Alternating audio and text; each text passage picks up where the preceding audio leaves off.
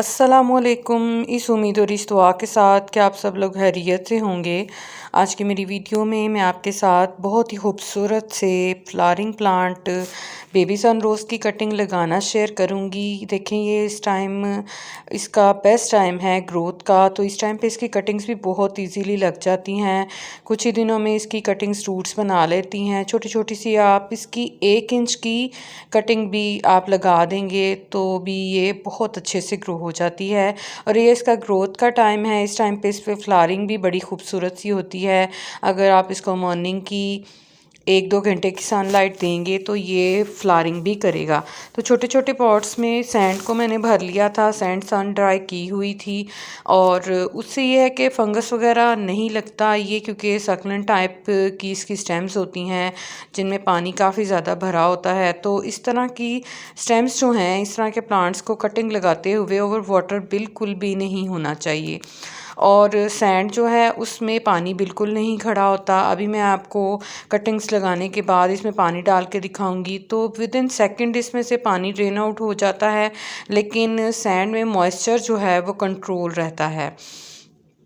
तो एक ही पॉट में छोटा सा ये 4 इंच का पॉट है जिसमें मैंने ज़्यादा सी इसकी कटिंग्स जो हैं वो लगा दी हैं, क्योंकि कटिंग्स जब रूटिंग कर लेती हैं तो इनको मैं बड़े पॉट में सॉइल मिक्स अच्छा सा बना के उसमें शिफ्ट कर दूंगी। बेसिकली सैंड जो है उसमें सिर्फ हमें रूट्स बनाना होती हैं कटिंग में, उसमें ग्रोथ बिल्कुल भी नहीं होती प्लांट की या कटिंग की। वो जिस तरह से हम जिस साइज़ में लगाते हैं उसी साइज़ में वो रहता है, यानी उसके ऊपर लीव्स की ग्रोथ बिल्कुल नहीं होती। तो नेक्स्ट प्लांट इसी तरह का एक सकलेंट टाइप का प्लांट है, लेकिन ये काफ़ी ज़्यादा खूबसूरत सा हैंगिंग प्लांटर्स में लगाने वाला प्लांट है। तो इसको इंग्लिश आइवी कहते हैं। ये प्लांट्स जो हैं मेरे पास पहले नहीं था और इसकी कटिंग मुझे गिफ्ट मिली थी, तो इसकी कटिंग मैं लगा रही थी। एक दफ़ा लीफ नोट्स को मैं फ्रेश कर रही थी, क्योंकि कट करके जब उन्होंने भेजा था तो ये थोड़ा सा सेंसिटिव प्लांट है। मैं चाहती थी कि इसकी कटिंग्स को फंगस ना लगे, तो इसलिए मैंने इसके जो कट्स हैं उनको एक दफ़ा फ्रेश कर लिया है और अब ये सारी कटिंग्स इसी एक छोटे पॉट में लगाऊंगी। छोटे पॉट्स में कटिंग्स को लगाने का एक जो फ़ायदा है वो ये होता है कि आप छोटे पॉट्स को एक ही ट्रे में रख के उनकी लोकेशन को, उनकी जगह को चेंज कर सकते हैं। और दूसरा ये कि छोटे पॉट्स में ओवर वाटरिंग बहुत कम होती है। तो जब भी आप प्लांट्स कटिंग से लगाएं या सीड से लगाएं तो छोटे पॉट्स से स्टार्ट करें, क्योंकि जब आप एक बड़े पॉट में 1-2 कटिंग्स लगा देते हैं तो वो ओवर वाटरिंग की वजह से ही ख़राब हो जाती हैं। तो ये है कि जब हम कटिंग्स लगाते हैं तो हमें फ़ौरन उनको सनलाइट में, धूप में नहीं रखना होता। जब हमें उसमें ग्रोथ के साइंस नज़र आते हैं, कटिंग फ्रेश सी महसूस होती है, तो उनको सनलाइट की भी थोड़ी बहुत ज़रूरत होती है बाज़ कटिंग्स को। तो हम इन छोटे प्लांटर्स में लगाई हुई कटिंग्स को एक ही ट्रे में रख के तो उनका ग्रेजुअली टाइम जो है वो धूप का बढ़ा सकते हैं, यानी ट्रे को हम एक जगह से दूसरी जगह शिफ्ट कर सकते हैं। नेक्स्ट प्लांट जो है ये है मेरे पास पर्सलेन, और जो गुलदुपहरी है पोटुला का जिसको कहा जाता है, उसकी कुछ कटिंग्स। तो इसको भी लगाने का, कटिंग से लगाने का ये बेहतरीन टाइम है। और छोटे छोटे से जो प्लांट्स पिछले साल ख़त्म हो गए थे मेरे, तकरीबन विंटर्स में ऊपर से सारे ड्राई हो गए थे, उनके ऊपर अब नई नई ग्रोथ हो रही है। इसी तरह मेरी जो फ्रेंड हैं उन्होंने मुझे इसकी बिल्कुल छोटी छोटी 1-1, 2-2 इंच की कटिंग्स भी भेजी हैं। लेकिन ये कटिंग्स लगाने का टाइम है तो ये इस टाइम पे बहुत इजीली ग्रोथ कर जाती हैं, रूटिंग कर जाती हैं।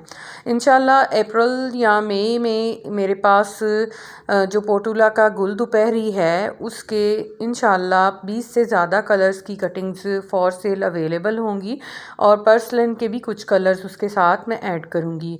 तो इंशाल्लाह एक अच्छी सी डील बनाऊँगी। तो आप में से जो भी पोटुला का या गुल दोपहरी जो है उसको लगाना पसंद करते हैं तो उनको कटिंग्स काफ़ी ज़्यादा कलर्स में मिल जाएंगी। अभी मुझे कलर्स जो हैं वो कंफर्म नहीं है। पिछले साल मैंने 40 के करीब कलर्स ऐड किए थे और काफ़ी ज़्यादा ग्रो भी किए थे, अच्छी उन पे फ्लावरिंग भी हुई थी। और इस दफ़ा मैं ये बस थोड़ा सा मेक श्योर करना चाह रही थी कि कितने कंफर्म कलर मेरे पास ब्लूम होते हैं, तो उस हिसाब से फिर मैं कटिंग्स जो हैं उनकी डील लगाऊंगी। तो जिन कटिंग्स की आपको लीफ नोट्स की समझ ना आ रही हो कि उनकी ऊपर या नीचे वाली साइड कौन सी है, उल्टा लगाने की बजाय आप उसको इस तरह से सॉइल के ऊपर बिछा के ग्रो कर सकते हैं। इस तरह वो सॉइल के टच में आने के बाद उसके जो भी लीफ नोड्स मिट्टी के साथ लगे होंगे वहाँ से अच्छी सी इनकी रूटिंग हो जाएगी। और अगर आप कटिंग को उल्टा लगा देते हैं तो फिर कटिंग गल जाएगी, वो ग्रोथ नहीं करेगी। तो इस तरह से छोटी छोटी सी पतली पतली सी काफ़ी ज़्यादा कटिंग्स थी, कुछ को मैंने कट करके मज़ीद छोटा करके लगाया था। तो इनकी ग्रोथ इंशाल्लाह 1 वीक के अंदर ही हो जाएगी और इसका अपडेट भी मैं आपके साथ शेयर करूँगी।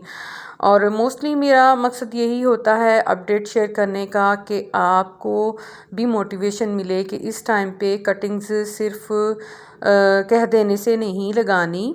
आपको अगर उसका अच्छा सा रिज़ल्ट या प्रूफ मिलता है तो फिर आप ज़्यादा मोटिवेट होके कटिंग्स लगा सकते हैं।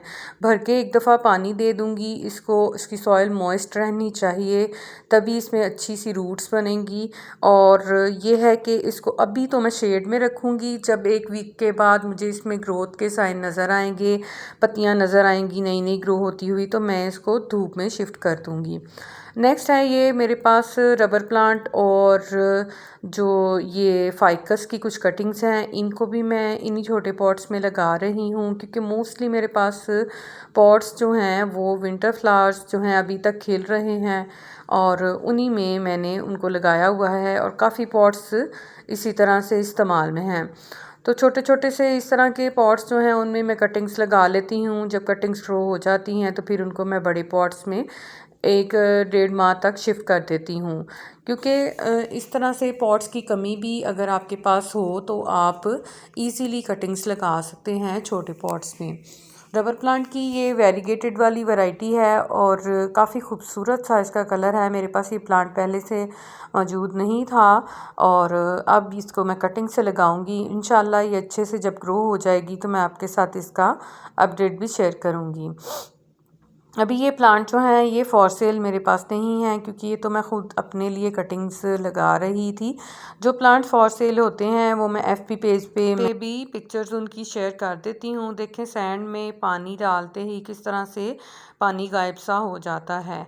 आई होप मेरी वीडियो आपको इन्फॉर्मेटिव लगी होगी। वीडियो अगर पसंद आई हो तो उसे लाइक शेयर कमेंट ज़रूर कीजिएगा।